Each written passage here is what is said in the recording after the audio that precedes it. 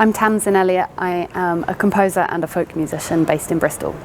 I have chosen to compose for the Accordion Player by Osip Zadkine because I am myself an accordion player and I like cubist sculpture.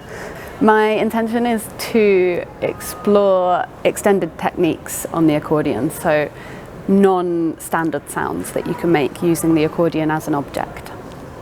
So I'm someone that can struggle to know what to do in an art gallery. Like, I just look at the things, and I really like the idea of using music to create a moment of connection with a piece of art.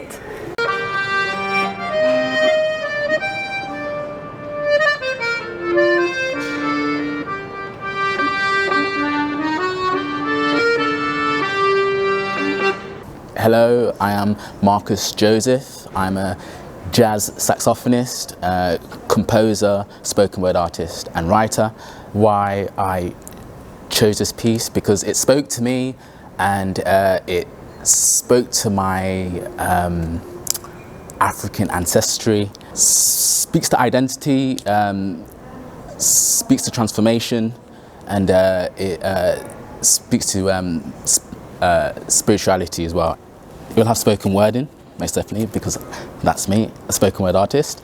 It will have saxophone playing in there, because again, I'm a saxophone player, so it'll have loads of saxophone in there, and it will have loads of rhythm, aka drums. I have this lovely opportunity to pick a piece of lovely artwork and do anything I want with it musically, and I'm really looking forward to it. Watch this space. I'm T. My project is TLK. I'm an artist and vocalist based in Bristol. I chose Baby Asleep by Jacob Epstein. I am very inspired in my work by the dream world and the transition states between wakefulness and sleep, and what the subconscious brings out in that time if we spend some time there. Really excited at the prospect of some of the pieces in the gallery being recontextualized with sound. I'd been thinking a lot about Jewish mysticism and had drawn from the Talmud in my research, because there's this figure of 1/60th that continues to come up around sleep and around dreams and around prophecy, and I was really interested in that as a number, because the commission was for a 60-second piece.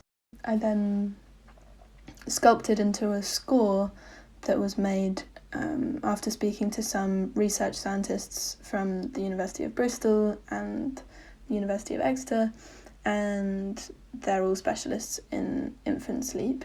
Babies are dreaming for a lot more of their sleep than we are, so I wanted to map that into something musical and then have it playing on a loop, so that when the headphones go on, it's like you're going into the sleep state, and then when you take them off, you're kind of waking up again and being back in the room after as many cycles as you need.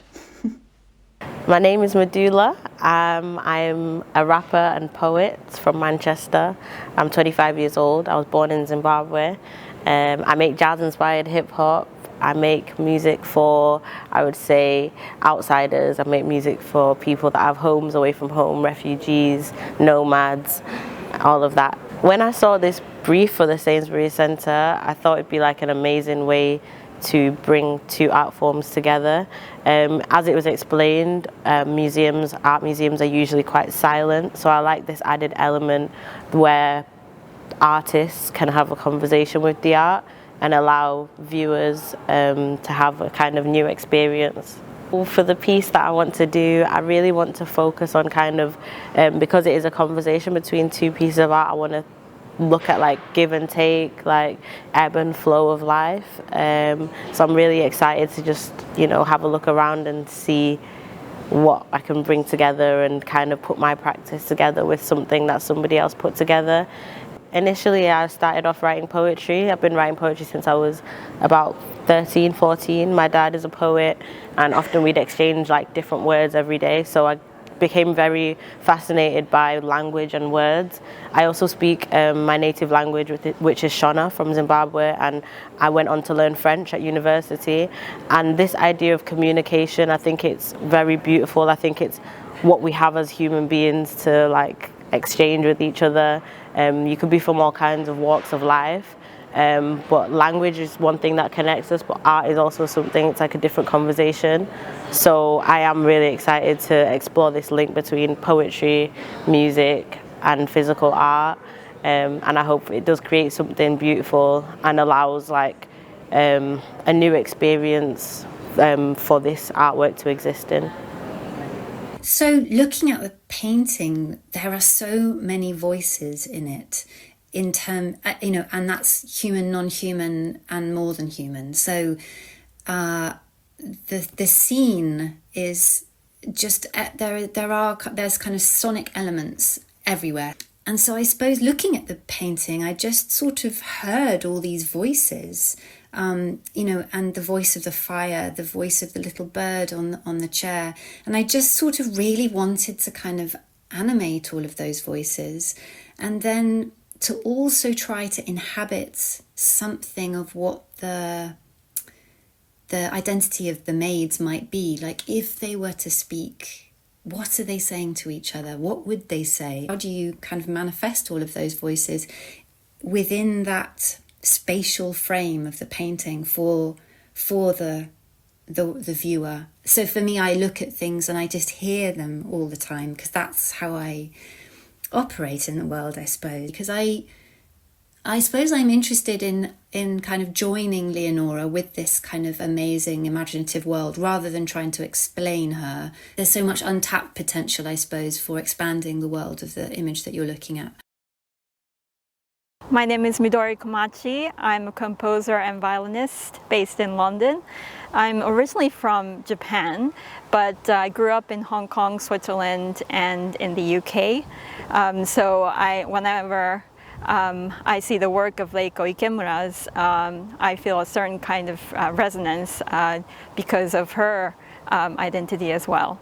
When I saw Reiko Ikemura's Usagi Kanon here, I was very much inspired, not only because of its whole concept and background coming out from the 2011 Tohoku earthquake and tsunami, which I very much remember that very day when everything happened. And at that point, I felt, so hopeless against the destruction of nature, for the feelings of the victims, and I feel that this is a very deep theme and a universal one, facing the destruction of nature, but at the same time that theme of healing and prayer, which can bring everybody from different cultural backgrounds. I'm hoping to create a piece that combines different layers of voices from